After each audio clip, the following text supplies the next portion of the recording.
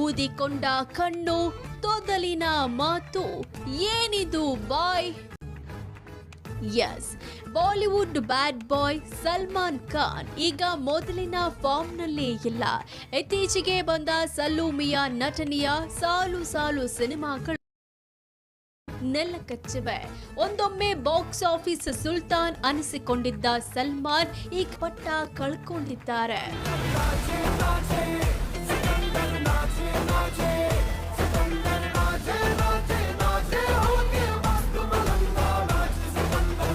Big screen ನಲ್ಲಿ Salman ಖದರ್ ಕಡಿಮೆಯಾದ್ರೂ small screen ನಲ್ಲಿ ಮಾತ್ರ ಇವರ ಮ್ಯಾಜಿಕ್ ಮುಂದುವರೆದಿದೆ.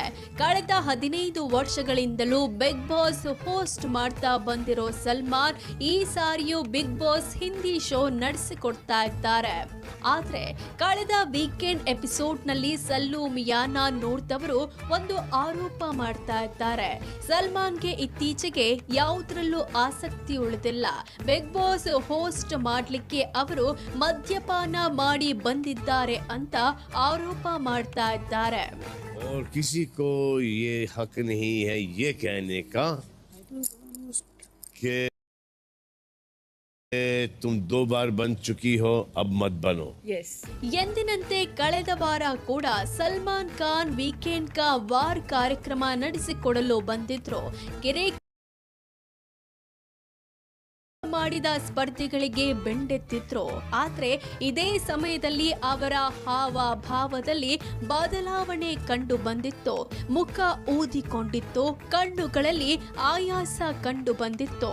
ಸಲ್ಮಾನ್ ಖಾನ್ಗೆ ನಿಲ್ಲಲು ಕೂಡ ಸಾಧ್ಯವಾಗ್ತಿರ್ಲಿಲ್ಲ.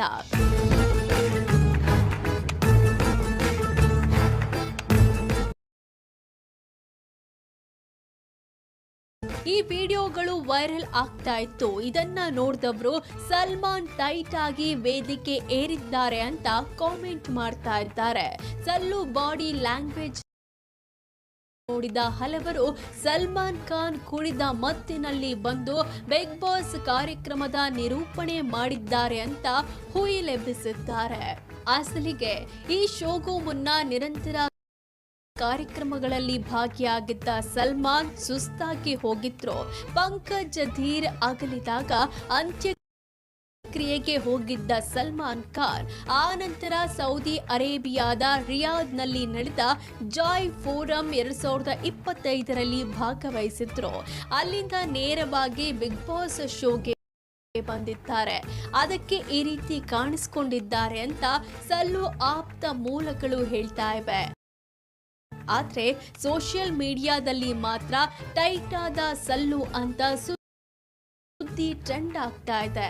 ಬಹುಶಃ ಈ ಬಗ್ಗೆ ಮುಂದಿನ ವೀಕೆಂಡ್ ನಲ್ಲಿ ಖುದ್ದು ಸಲ್ಮಾನ್ ಉತ್ತರ ಕೊಟ್ಟರೂ ಕೊಡಬಹುದು.